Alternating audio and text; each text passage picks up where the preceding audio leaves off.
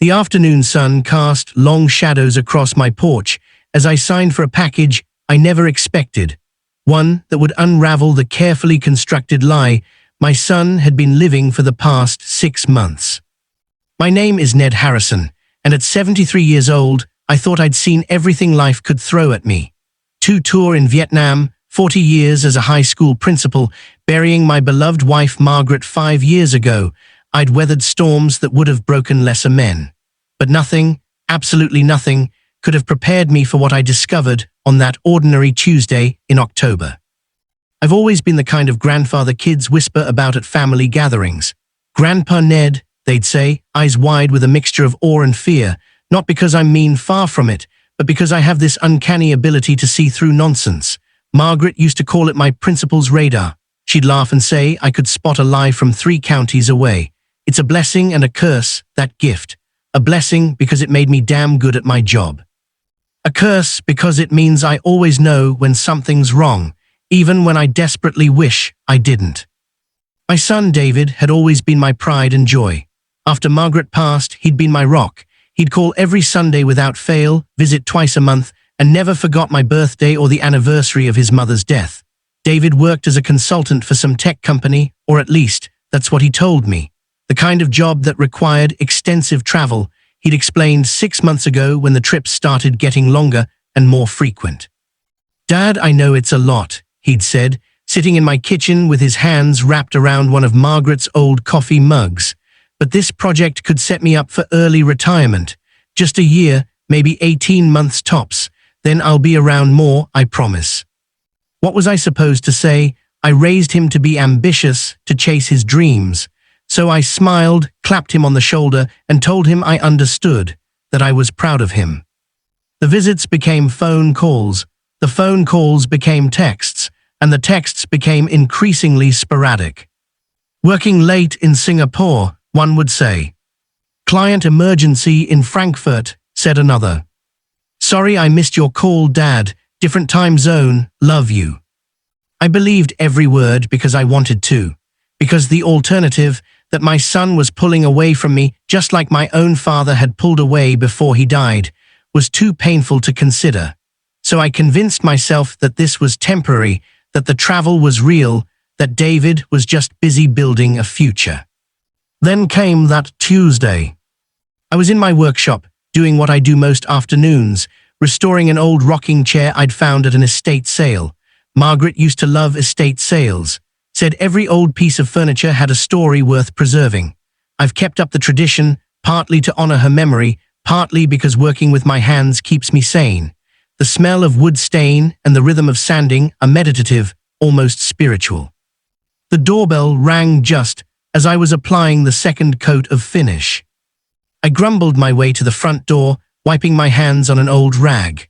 Through the screen, I could see a young woman in a brown uniform, a large package balanced on her hip.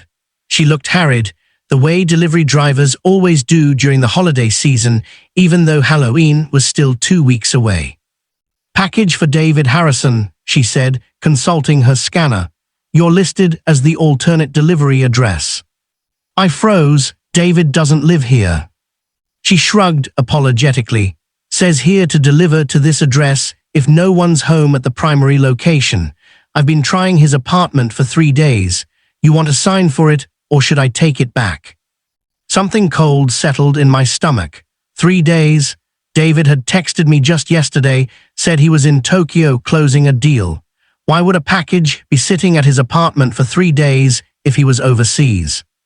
"I'll take it," I heard myself say. The package was heavy, awkward. No return address, just a commercial shipping label from someplace called Mountain View Medical Supply. I carried it inside, set it on the kitchen table, Margaret's table, the one we'd bought when David was just a baby, and stared at it like it might explode. Medical supply, David had never mentioned any health issues. My mind raced through possibilities, each worse than the last. Was he sick? Had he been in an accident during one of his trips? Why wouldn't he tell me? I should have called him right then. That's what a normal person would do. but my principal's radar was pinging like crazy, and 40 years of dealing with teenagers had taught me that sometimes you need to know the truth before you ask the question. Otherwise, you just get a more polished lie. The box wasn't sealed well. The tape had already started peeling at one corner, probably from being moved around so much. It would take almost nothing to open it, just a little pull. I made coffee first. That's the kind of man I am. Even in crisis, certain rituals must be observed. Margaret's voice echoed in my head. Ned, you'd make coffee during a tornado. She wasn't wrong. Cup in hand, I sat at the table and carefully peeled back the tape.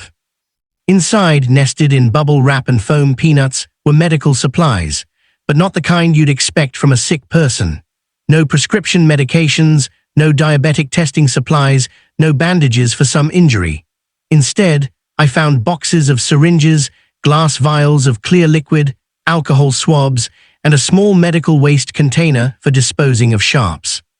And at the bottom, tucked beneath everything else, was a folder. My hands trembled as I opened it. Inside were medical documents, treatment schedules, and educational materials. The header on the first page made my breath catch: Hormone Replacement Therapy, a Guide for Patients. I read the name on the patient information form 3 times before my brain would accept what my eyes were seeing. Dana Harrison. Not David, Dana. The world tilted sideways.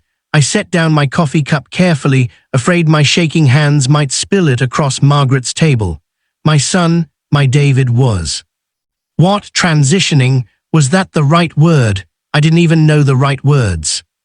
I read through the documents with the same focused intensity I'd once applied to student disciplinary files.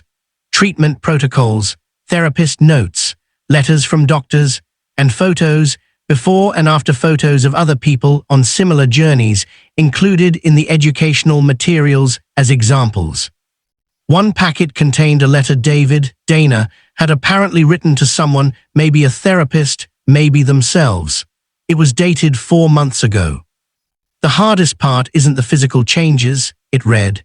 It's knowing I'm letting down the people who love me. My father raised me to be strong, to be a man in every sense of the word.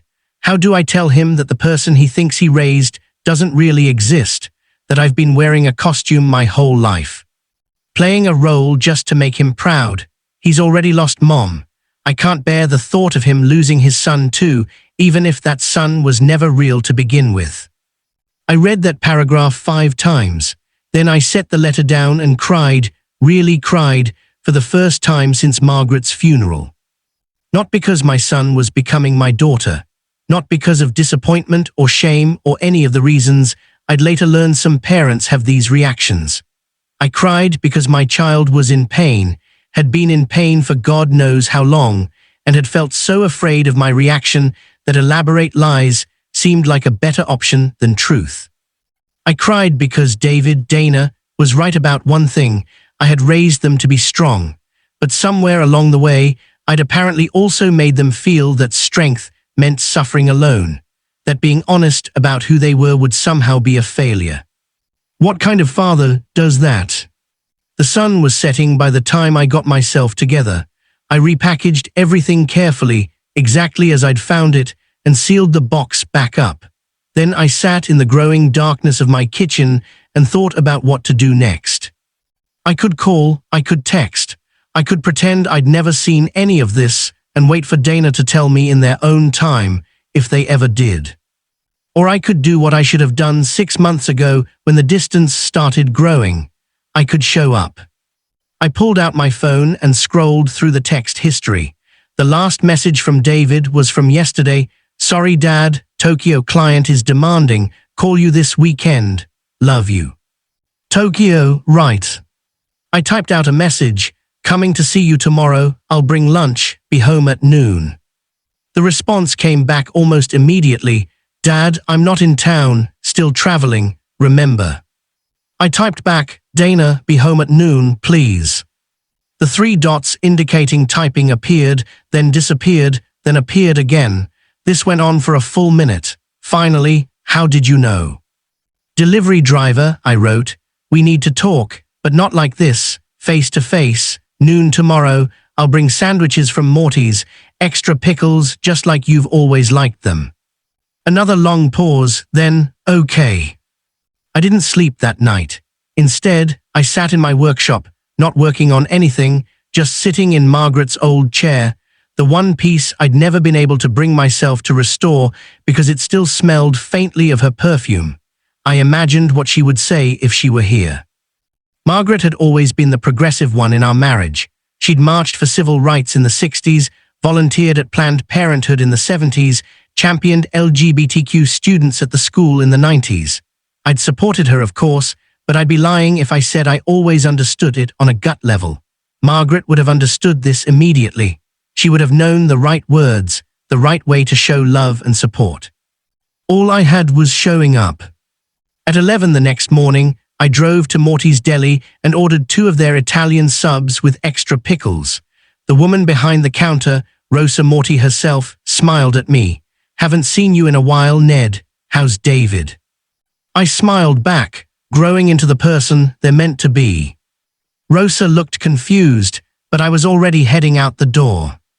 David's apartment was in one of those modern complexes downtown, all glass and steel and uncomfortable-looking furniture in the lobby. I'd only been there twice before, once when they moved in, once for a birthday dinner.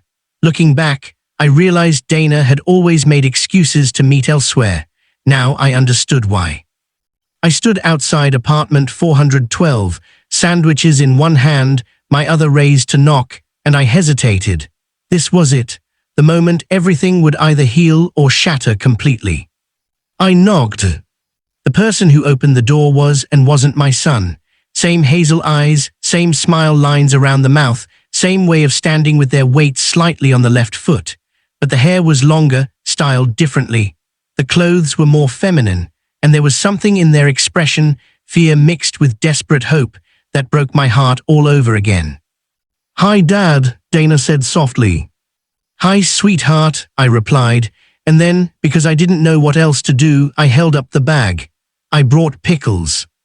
Dana's face crumpled.